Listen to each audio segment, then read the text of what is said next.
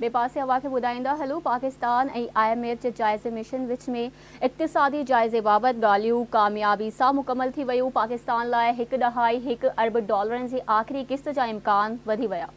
Pakistan IMF विच में जाइज़े mission विच में इक़्तिसादी जाइज़े जूं ॻाल्हियूं मुकमल थी वियूं आहिनि। नाणे वारी वज़ारत जी ज़रियनि मूजिबि स्टैंड बाय अरेंजमेंट तहत आख़िरी इक़्तिसादी जाइज़े जी ॻाल्हियुनि में हाकारी अॻभराई थी आहे ऐं IMF तरफ़ां अॼु राति पधिराई जारी करण जो इम्कान आहे। ज़रियनि मूजिबि पाकिस्तान लाइ $1.1 अरब जी आख़िरी क़िस्त जा वाज़ह इम्कान आहिनि। मुआहिदे ऐं कामयाबीअ जो हतमी ऐलान IMF पधिराई ज़रिए कयो वेंदो। ज़रियनि मूजिबि पाकिस्तान IMF मिशन खे मुआशी कारकर्दगी ते मुतमइन करे वरितो आहे ऐं IMF जो एग्ज़िक्यूटिव बोर्ड अप्रैल में पाकिस्तान लाइ $1.1 अरब जी क़िस्त मंज़ूर करे सघे थो। नाणे वारी वज़ारत जे ज़रियनि मूजिबि पाकिस्तान IMF जा ॾिनल हदफ़ कामयाबीअ सां पूरा करे छॾिया आहिनि। ॻाल्हियुनि जी कामयाबी ते पाकिस्तान ऐं IMF विच में स्टाफ सतह ते मुआहिदो थींदो।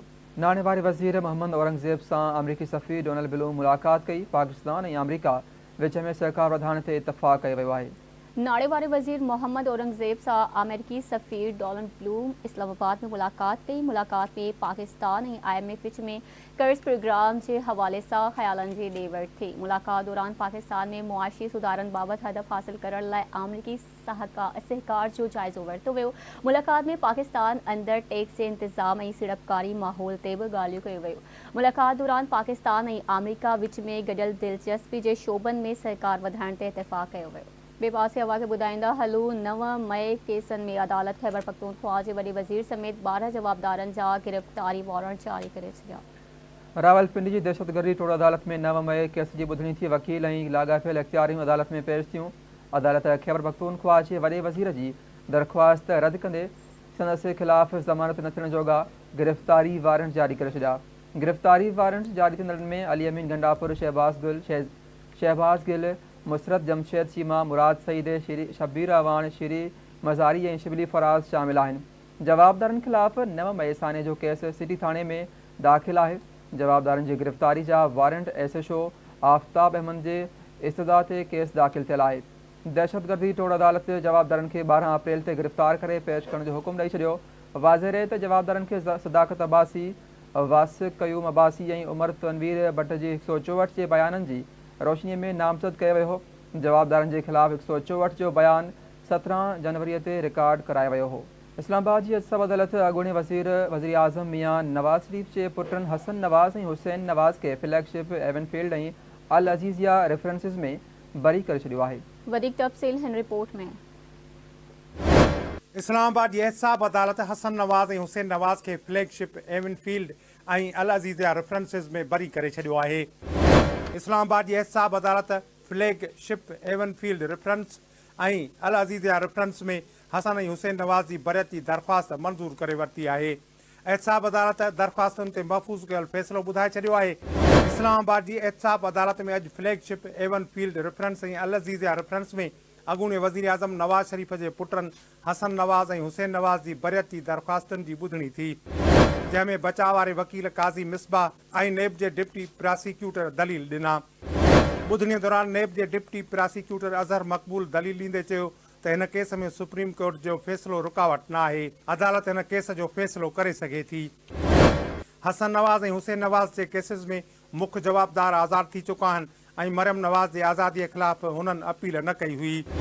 वकीलनि चयो त हसन नवाज़ ऐं हुसैन नवाज़ ख़िलाफ़ केस हलाइण वक़्तु विञाइण बराबरि आहे। इस्लामाबाद हाई कोर्ट मरियम नवाज़ ऐं नवाज़ शरीफ़ खे केस मां आज़ादु करे छॾियो हो। अदालत वकीलनि जा दलील मुकमिल थियण बैदि बरियत जी दरख़्वास्तुनि ते फ़ैसिलो महफ़ूज़ कयो, जेको बाद में ॿुधायो वियो। हवा के ॿुधाईंदा हलो इस्लामाबाद में जुडिशल मैजिस्ट्रेट जी अदालत लॉन्ग मार्च दौरान भञरा जे 2 केसनि में PTI बानी जी बरीअ जी दरख़्वास्त मंज़ूर करे वरिती। इस्लामाबाद जे जुडिशल मैजिस्ट्रेट शाइस्ता कुंडी लॉन्ग मार्च दौरान भञरा जे 2 केसनि में PTI बानी जी बरियत जी दरख़्वास्तुनि ते ॿुधणी कई, जंहिं दौरान PTI बानी जा वकील नईम पंजोथा, सरदार मारूफ़ ऐं आमना अली अदालत में पेश थिया। ॿुधणी दौरान अदालत PTI जी बानी खे अदालत में पेश करण जी दरख़्वास्त रद्द कंदे चयो त जेकॾहिं PTI बानी खे अदालत में आणण वक़्तु कुझु थियो त ज़िम्मेवार केरु हूंदो। उन ते वकील नईम चयो त PTI जो बानी अॻु बि पाण अदालतुनि में पेश थी चुको आहे। संदसि मौजूदगीअ में दलील ॾियणु चाहियूं था। उन ते मैजिस्ट्रेट चयो त ज़मानत ते हाज़िरी ज़रूरी हूंदी आहे दरख़्वास्त प्रोडक्शन ते नाहे। पहिरियां PTI बानी जी वरियत जी दरख़्वास्तुनि ते बहस करे वठो।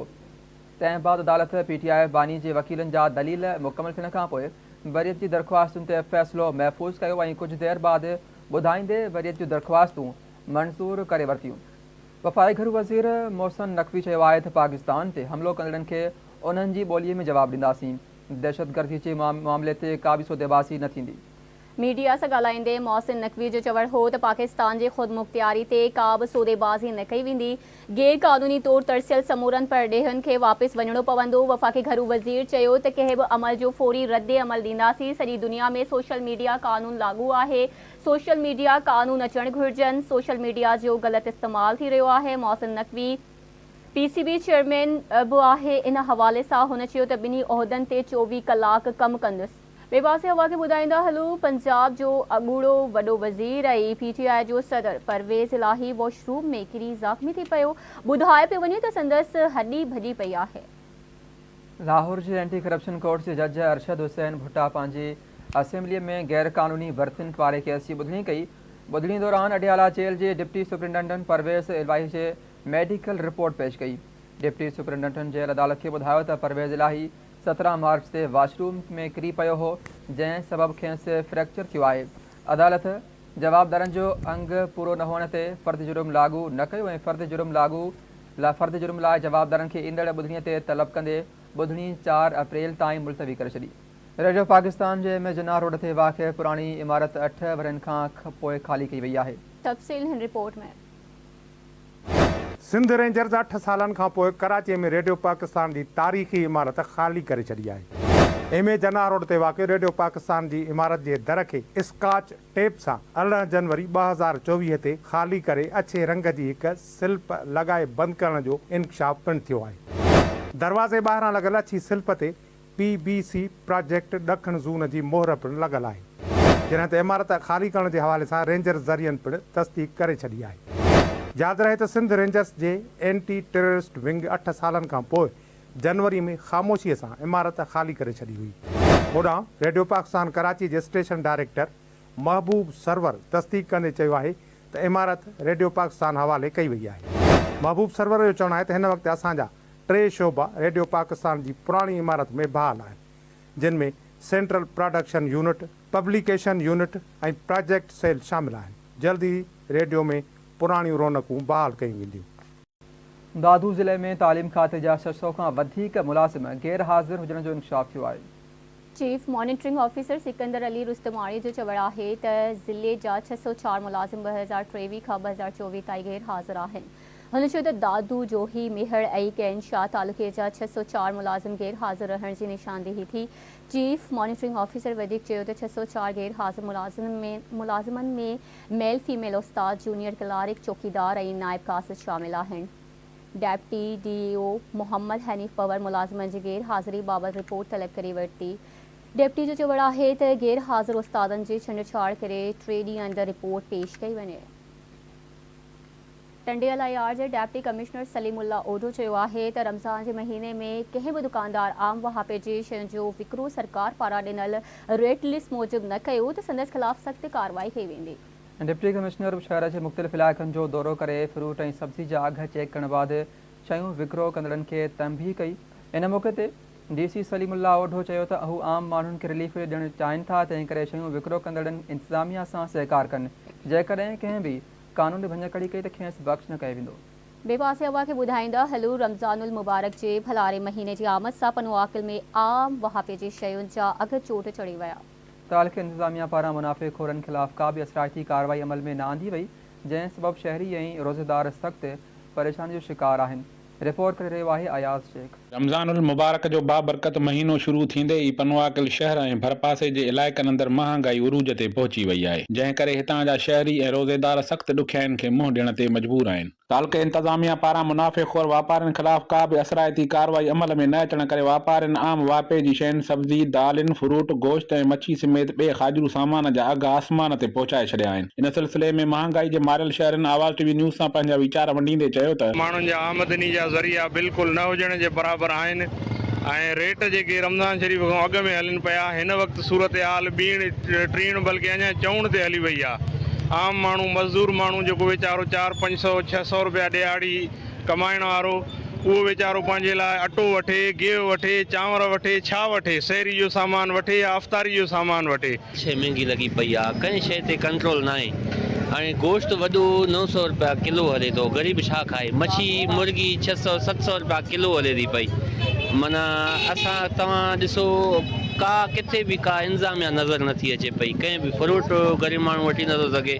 रमज़ान महीनो भलारो महीनो हूंदो आहे, इंतिज़ामिया खे घुरिजे त नोटिस वठे। हर शइ खे महांगाई लॻी पई आहे, काई शइ वठी नथा सघूं। सब्जी कयो, फ्रूट कयो ऐं ॿियूं शइ खाइण पीअण जूं शयूं, खंडु थी या ॿिया सौदा थिया, हर शइ महांगी आहे। खुरमो वठूं था उहो बि 600 रुपया किलो लॻो पियो आहे।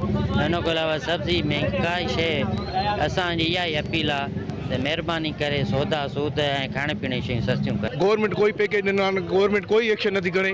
महांगाई उरूज ते आहे, ग़रीब माण्हू खाइण लाइ परेशान आहे। ग़रीब माण्हू इंतिहाई मजबूर आहे, जेको 500 रुपया डेली कमाए थो, 500 में हुननि जो छा गुज़ारो थींदो? हिकिड़ो वेलो बि 500 में नथो माण्हू गुज़ारो करे सघे। त जेकी लोकल इंतिज़ामिया आहे, सेक्रेटरी DCO साहिबु आहे, DC साहिबु आहे, हितां AC साहिबु आहे, मुख्तियारकार आहे, इन्हनि लोकल इंतिज़ामिया खे मथे गवर्नमेंट खे आहे, आला कौम खे इहो अर्ज़ु रखंदासीं त महांगाई ख़िलाफ़ु पंहिंजो जल्द जल्द एक्शन वठो। गरीब जेको आहे महांगाई जी चकी में पिसजे थो, इहो काथों जो इंसाफ़ आहे? पेट्रोल अॻे ई महांगो हो, हाणे पेट्रोल वरी महांगो 2 दफ़ा कयो अथव। इहो काथों जो इंसाफ़ आहे? महिरबानी करे सौदा जेके आहिनि सो खाइण पीअण वारियूं शयूं सस्तियूं कयूं वञनि। सिलसिले में असिस्टेंट कमिश्नर पन्नू आकिल जो चवणु आहे त 3-4 ॾींहंनि में 50-60 खां मथे हाणे फाइन आयो आहे। में मां वार्निंग ॾेई आयो मां त जेकॾहिं नेक्स्ट टाइम असां हाणे फाइन ॾियूं, नेक्स्ट टाइम मां FIR कढाईंदोमांव। के असांजा यूटिलिटी स्टोर्स आहिनि उहे जेका रिलीफ पैकेज मिलियो आहे उन ते रेट ॾियनि पिया, पर हुननि जो लिमिटेड हिकु स्टॉक हूंदो आहे त उहे कुझु माण्हू वठनि था, उन खां पोइ जेको आहे वरी ॿियनि खे रिलीफ नथो मिले। त गवर्नमेंट हिन दफ़ो असांखे डायरेक्शन्स ॾिनियूं आहिनि त तव्हां मार्केट ते फोकस कयो, बजाए जो बचत बाज़ार तव्हां हणो या ॿी शइ हुन ते फोकस, त ओवरऑल जनरल रिलीफ मिले। हितां जे शहरनि सिंध हुकूमत तोड़े ज़िलई ऐं तालके इंतज़ामिया खां घुर कई आहे त हथरादू महांगाई ते कंट्रोल करे मुनाफ़ेखोर वापारी माफ़िया ख़िलाफ़ मुअसर कार्रवाई करे खेनि रिलीफ फराहम कयो वञे। कैमरामैन टीम सां गॾु अयाज़ शेख, आवाज़ TV न्यूज़ पन्नू आकिल। शहदादकोट शहर में मेन रोड जी पुल टिघे वक़्त खां टुटल आहे, जॾहिं त हादसा रोज़ जो मामूल बणिजी विया आहिनि। इन हवाले सां रिपोर्ट करे रहियो आहे शाहिद आवाज़। शहदादकोट शहर तरक़ियाती कमनि में त नज़रअंदाज थियल आहे, जंहिंजो अॼु ॾींहुं ताईं किथे हिसाब ई नथो मिले। शहर समेत सिंध ऐं बलोचिस्तान सां मिलाईंदड़ मेन रोड जी पुल बि केतिरनि सालनि खां भॻल आहे, जंहिंखे ठाराइण लाइ कॾहिं कंहिंजो ध्यानु ई न वियो आहे। उन हवाले सां इलाइक़े वासियुनि आवाज़ TV सां ॻाल्हाईंदे चयो आहे त परेशान आहियूं, गाॾी असांजे हिकु चकर 2 चकर निकिरती थो, असां स्पीड में अचूं पिया, असांखे ख़बर न पियो, अचानक असां आयासीं, झंप में पियासीं, गाॾी असांजी हे ई गाॾी कल्टी थो। तव्हां ॾिसो असांजो पोयों केॾो नुक़सानु थियल आहे। महिरबानी कयो बाबा, असांजो रस्तो बंदि न, महिरबानी कयो असांखे रोड पुल ठाहे ॾियो। तक़रीबन सिंध बलोचिस्तान खे ई मिलाईंदड़ रोड आहे, हिन खे तक़रीबन 2 साल थिया आहिनि। हाणे हे तव्हां ॾिसो भली सॼी पुल ख़तमु आहे, जेकॾहिं हितां को बि जानी नुक़सानु थियो इन ज़िम्मेवार असां कंहिंखे कयूं? सही पुल ख़तमु आहे, सिर्फ़ु हितां 4 जेको आहे त फुट आहे, जेको इहो बि भॼण वारी आहे। असां आला अमलदारनि खे अपील था कयूं त खुदारा हिते कुझु असांजे शहर ते रहम कयो, हीअ पुल असांखे ठाराए ॾियो। वरी तकलीफ़ आहे पुल जी, ॾिसो त मैं पुल ठहरायो न बा। अच्छा, हा न कोई किरी पवे, कोई फ़ाइदो त न आहे न, थियनि था वापसा। अच्छा, गाॾी लही वई आहे हिते? हा, असां 2-3 चकर लही वई पर बची वियासीं। अच्छा, हा, हाणे तव्हां छा चवंदव? हाणे चवंदासीं पुल ठाराए ॾियो, महिरबानी कयो। असांजो हितां रोज़ जो गुज़र सफ़र आहे, सिंध बलोचिस्तान जो रस्तो आहे। असां हितां पंहिंजे अखियुनि सां रोज़ हादसा ॾिसूं था, हिते घणा ई एक्सीडेंट थिया आहिनि। असांजो पंहिंजो ई दोस्त हितां गुज़ारे वियो आहे हिकिड़ो, तक़रीबन हिनखे वॾो टाइम थी वियो आहे। नवाज़ अमीन नादर ख़ान खां अपील आहे त हिनखे ठाहियो वञे। इलाइक़े वासियुनि ऐं शहरनि मुतालबो कयो आहे त जल्द खां जल्द सिंध ऐं बलोचिस्तान सां मिलाईंदड़ हीअ पुल जो नोटिस वठी पुल खे ठाराए ॾेई शहरनि ऐं इलाइक़े वासियुनि ऐं बलोचिस्तान खां ईंदड़ माण्हुनि में रखड़ियल बेचैनी ख़तमु कई वञे। कैमरामैन अरशद शेख सां गॾु शाहिद अवान, आवाज़ TV news, Shahdadkot. Miro Khan शहर जे फारूकी पाड़े जा रवासी हिन जदीद दौर में बि बुनियादी सहूलियतुनि खां महरूम आहिनि, जंहिं करे हू अज़ियत वारी ज़िंदगी घारण ते मजबूर आहिनि। इन हवाले सां मीरो खान मां सफदर अली तुंहिंजो जी रिपोर्ट सुना। मीरो खान शहर जे भट्टी माला लॻ 25 सालनि खां आबाद 400 घरनि ते मुश्तमिल फारूकी महर जा रहवासी हिन जदीद दौर में भी बुनियादी सहूलियतुनि खां महरूम बणिजी अज़ियत वारी ज़िंदगी गुज़ारण ते मजबूर बणियल आहिनि। बिजली, गैस, रोड रस्तनि जी सहूलियतुनि खां वांझियल इलाइक़े वासियुनि पंहिंजा वीचार आवाज़ न्यूज़ सां वंडे चयो आहे त तक़रीबन 20-25 साल हिन घिटी खे असांजी घिटी तमामु घणी ॾुखियाई में आहे। तक़रीबन हिते 200-300 एकड़ में घर रहनि था जेके तमामु घणी तकलीफ़ में आहिनि। असांखे घिटी जी सहूलियत नथी ॾिनी वञे ऐं ॿियनि शहर जे अंदरि ॿियनि घिटियुनि जे अंदरि जिथे का ज़रूरत ई न आहे उते रोड रस्ता ठहनि था, जिथे का ठहण जी गुंजाइश ई न आहे, जिथे ज़रूरत आहे उते हे नथा ठाहिनि। हज़ारनि जा हज़ार फुट उते वञी ठाहिनि था। हे सवन में घिटी आहे 700 फुट घिटी थींदी जेका असांखे तरक़ियाती कमु नथो मिले। बरसाति पवण खां पोइ असांखे तकलीफ़ इहा आई आहे, गटरनि जो पाणी असांजे घरनि में आहे, गोॾे जेॾो पाणी बीहजी थो वञे, असां परेशान था थियूं। हाणे पाणी खे काॾे कढूं, हेठि बनियूं आहिनि, बनियुनि वारा असांखे पाणी कढणु कोन था ॾियनि। असां पोइ मुसीबत में आहियूं। असां सां जेके पोइ वोटनि वारा इक़रार वाइदो करे था वञनि, असां बि पोइ उन्हनि खे झोलियूं खणी पिटियूं था। असां छा कंदासीं बा, ग़रीब आहियूं, हेठि रुगो ग़रीब आबादी आहे। महिरबानी करे असांखे बाबा रोड रस्ता ठहिराए ॾियो। माना घिटियूं ठहियल आहिनि, मीरो खान में घिटियूं उहे ई थियूं ठहनि। घिटी में सफ़ा पाणी थो बीजी वञे, पोइ असां घुमण जहिड़ा बि न आहियूं। हे मस्जिद आहे, मस्जिद ते माण्हू अची बि नथो सघे, पोइ त वॾो पाणी थो थी वञे।